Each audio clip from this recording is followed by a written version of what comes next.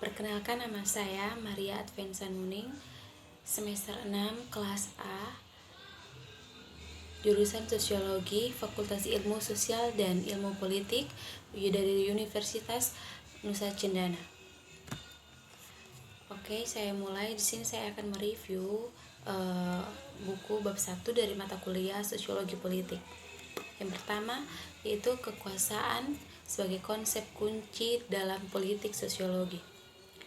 Jika kita mulai dengan gagasan bahwa politik adalah proses umum yang digunakan untuk memperjuangkan kekuasaan dalam masyarakat dapat diselesaikan pada awalnya, barulah kita bisa memahami kekuasaan adalah inti dari pekerjaan sosiolog politik. Tujuannya adalah untuk menjelaskan hubungannya antara interaksi sosial, struktur sosial, dan proses sosial yang diubah oleh perjuangan. Kita harus mendefinisikan apa yang dimaksud dengan kekuasaan. Oke, selanjutnya, bagi Marx, kekuasaan memiliki konteks ekonomi yang berakar pada hubungan antara kelas-kelas sosial. Weber mengambil tema ini dengan menawarkan salah satu sosiologi politik formal. Yang pertama yaitu analisis kekuasaan. Berbeda dengan Marx, Weber menempatkan kekuasaan di berbagai ruang sosial termasuk konteks ekonomi dan non-ekonomi. Bagi Weber, kekuasaan berakar pada sosial formal sistem seperti organisasi atau birokrasi serta dalam institusi sosial seperti agama dan hukum. Weber berbeda dari Marx karena dia berpendapat bahwa kekuasaan bukan hanya tentang lingkungan hidup, melainkan fungsi dari pola sosial, budaya, dan organisasi sosial. Pendekatan awal untuk mempelajari kekuasaan ini menawarkan salah satu perdebatan pertama dalam sosiologi politik tentang sifat hubungan masyarakat dengan politik. Di sini saya mendefinisikan bahwa kekuasaan yaitu sebagai individu, kelompok atau struktural kapasitas untuk mencapai efek yang diinginkan sebagai akibat dari kekuasaan, pengaruh, atau otoritas.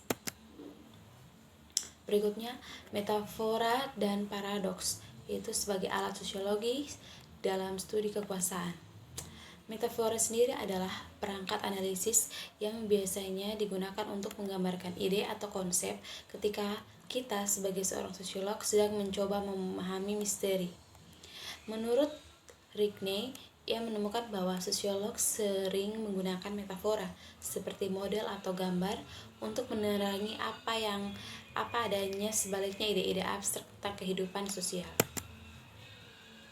Metafora untuk sistem sosial mungkin berupa mobil. Mobil yang dimaksud yaitu adalah masyarakat, yaitu suatu komponen tertentu seperti transmisi, mesin, atau elektronik. Itu semua beroperasi bersama untuk membuat suatu mobil, sehingga dapat bergerak maju.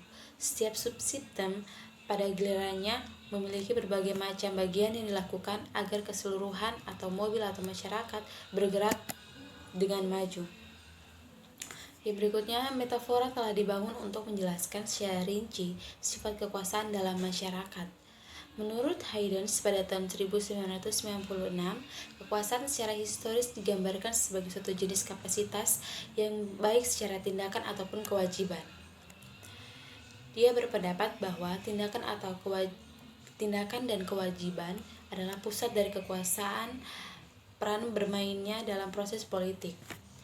Metafora digunakan untuk memahami kekuasaan sebagai kapasitas berasal dari ilmu fisika. Ingat diktum lama dari fisika atau kursus pengantar dalam sains, yaitu untuk setiap tindakan ada reaksi yang sama dan berlawanan.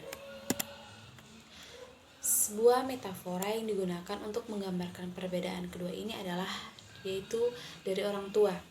Negara bagian adalah orang tua. Ia menciptakan, negara bagian adalah orang tua.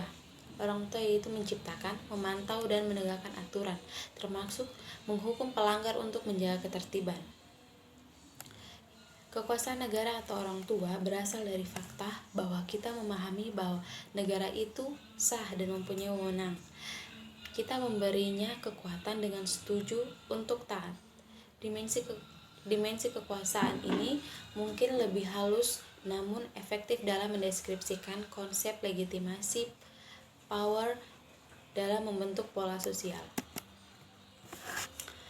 Untuk sosiologi, khususnya sosiologi politik, kami menemukan bahwa kehidupan dalam masyarakat demokratis kadang-kadang dicirikan oleh kontradiksi atau pola kekuasaan yang bertentangan dengan ekspektasi, opini publik, atau nilai-nilai kehidupan orang aktif. Sosiologi politik bergulat dengan sejumlah paradoks tentang distribusi kekuasaan untuk membawa perhatian pada pertanyaan peneliti yang signifikan. Metafora pengaturan kekuasaan. Sosiologi politik telah mengungkapkan bentuk dan nuansa gagasan abstrak kekuasaan oleh kreasi. Melihat tipologi kekuasaan, berbagai tipologi ini menyoroti sifat kekuasaan dalam situasi atau karakteristik kekuasaan karena mereka berperan dalam membangun kapasitas, pertukaran sumber, dan distribusi kekuasaan di masyarakat. Berbagai tipologi dan konseptualisasi ini, kekuasaan berbagai gagasan bahwa masyarakat membentuk dan dibentuk oleh individu, kelompok, organisasi, pemerintah, dan masyarakat lain dalam proses interaktif yang luas. Klasik dan kontemporer tipologi menunjukkan setidaknya 3 jenis kekuatan minat untuk mempelajari masyarakat dan politik. Yang pertama, kekuatan koersif dan dominan. Yang kedua, otoritas dan kekuasaan yang sah. Dan yang ketiga, kekuasaan yang istimewa dan saling bergantung.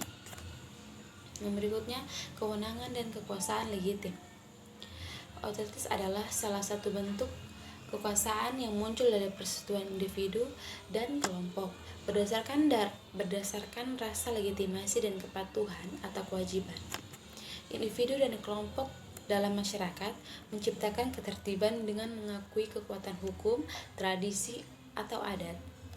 Mereka berperilaku berdasarkan keyakinan bahwa kekuatan negara melindungi anggota masyarakat sambil menjaga kepentingan komunitas. Misalnya, pertimbangan kekuatan sah seorang petugas polisi di Amerika Serikat. Polisi bertindak dengan otoritas yang dalam masyarakat umum dibedakan dengan seragam dan bencana. Otoritas kuat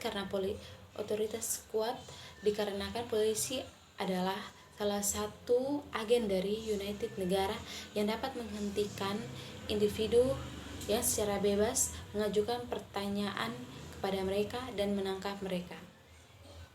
Tingkat kekuasaan polisi paling baik dilambangkan oleh fakta bahwa petugas polisi membawa senjata dan dapat digunakan memaksa untuk mematuhi hukum yang ada. Legitimasi kekuasaan ini ditemukan dalam gagasan perwakilan pembuatan hukum dan kewajiban untuk mematuhi sebagai anggota masyarakat. Di sini Weber mengidentifikasikan 3 otoritas. Yang pertama, otoritas karismatik yang berasal dari kepribadian atau karakter pemimpin. Weber menyarankan bahwa kekuatan dan pengaruh karismatik mengalir dari status heroik seseorang atau prestasi lainnya. Yang kedua yaitu otoritas tradisional. Otoritas tradisional ini mendapat legitimasi melalui adat dan tradisi.